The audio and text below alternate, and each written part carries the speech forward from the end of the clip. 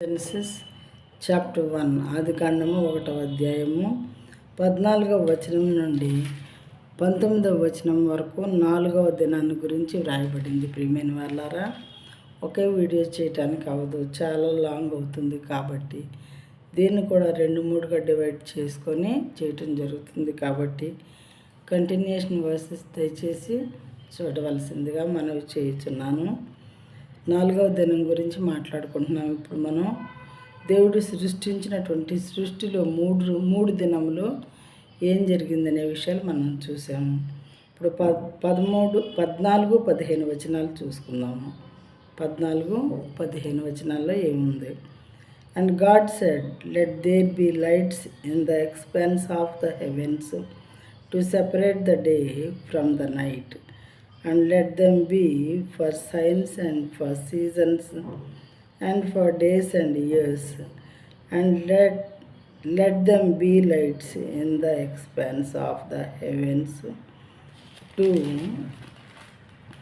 to give light upon the earth. And it was so.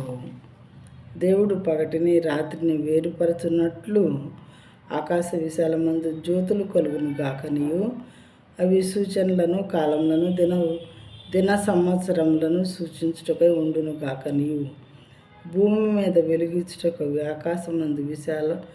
ఆకాశ విశాలమందు జ్యోతులై ఉండును గాకనియు పలికెను. ఆ ప్రకారం ఆయను. చూడండి ప్రియమైన వారారా, మరి 4వ దినము దేవుడు సృజించిన వాటిలో కొన్ని చూసుకుందాం. ఇప్పుడు పగటిని రాత్రిని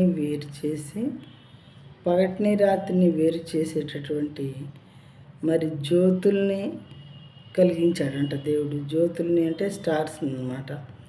ఆకాశ విశాలమందు ఈ జ్యోతుల్ని దేవుడు కలుగు చేశారు. అవి ఏం తెలియజేస్తానంట మనకి?